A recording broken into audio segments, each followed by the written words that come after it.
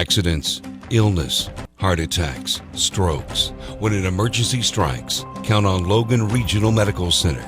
We're here providing emergency care 24/7, including the higher levels of emergency heart care found in our accredited chest pain center, and our enhanced cleaning, mask requirements, and social distancing to help keep you safe. Emergency care at Logan Regional Medical Center. When minutes matter, count on us.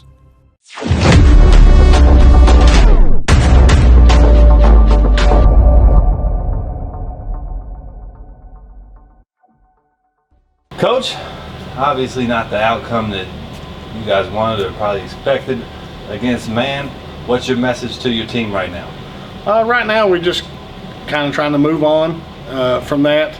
We're super inexperienced, and it showed a lot, last Friday night.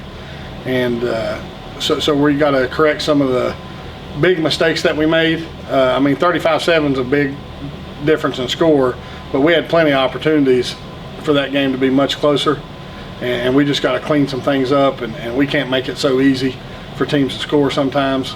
And I feel like we'll be better. Some of these young guys got some of the nerves out. I think we'll be better Friday night.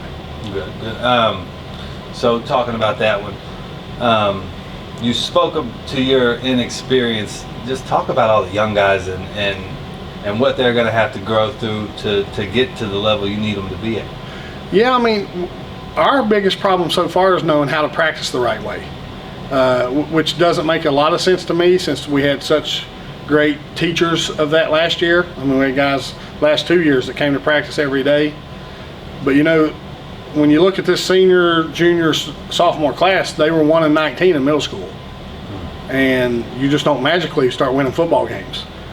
And when you have a very subpar off-season workout attendance, and you're not practicing very hard at times, it's hard to win on Friday nights.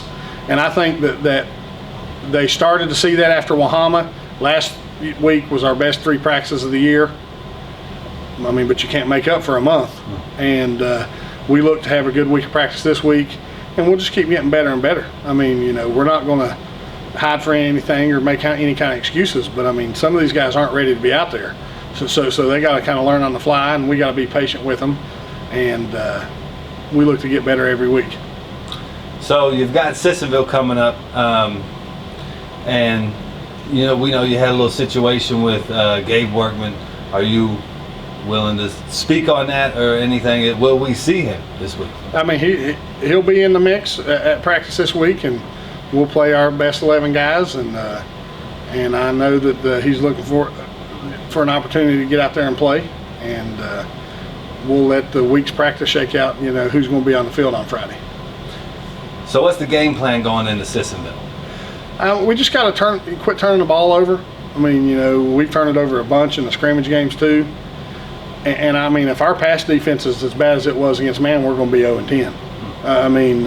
Man doesn't really want to throw the ball, and we were so bad that kind of forced them to throw it.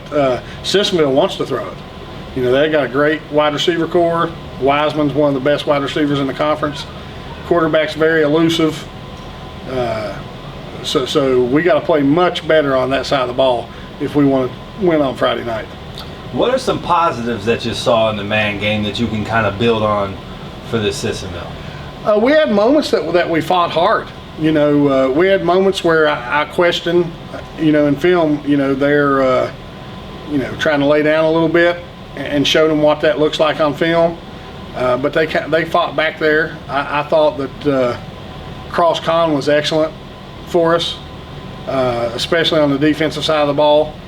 And Kyron, he missed some tackles that he's normally going to make, but he had 12 tackles in his first real game as the leader of that defense.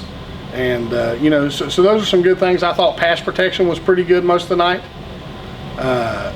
Everything else we were subpar at best, and we got to get a lot better, and that's what we're working on this week, try to correct some of those things. Last year, like you said, you had a bunch of experience. You had all older guys who had kind of, been leaders to the point where, they led the younger guys. Who are you guys leaning on and trying to develop and mold into becoming those leaders for this team coming up? Well, that's a question we don't have answered, and that's a big reason why we're 0-1. We don't have a leader. There's nobody really stepped up to be that guy on the field and in the locker room and those kind of things, and that's something that we desperately need. And we need a guy that leads by the way they play. We don't need a guy that talks, you know. We need a guy that shows everybody else, you know, what they're doing and what they're supposed to be doing.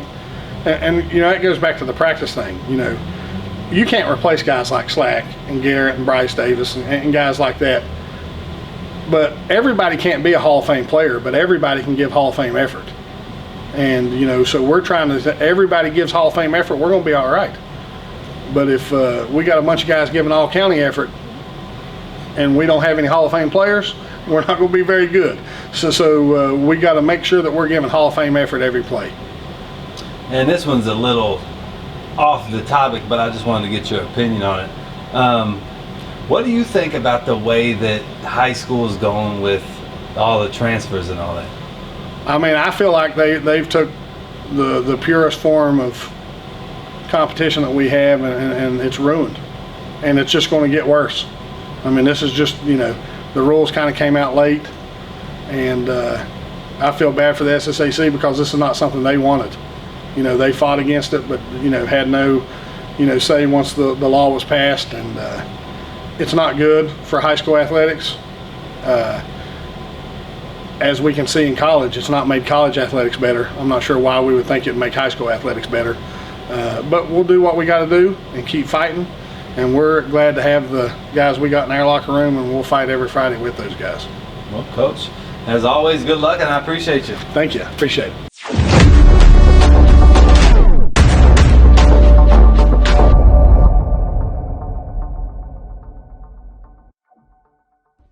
Accidents, illness, heart attacks, strokes. When an emergency strikes, count on Logan Regional Medical Center. We're here providing emergency care 24/7, including the higher levels of emergency heart care found in our accredited chest pain center, and our enhanced cleaning, mask requirements, and social distancing to help keep you safe. Emergency care at Logan Regional Medical Center. When minutes matter, count on us.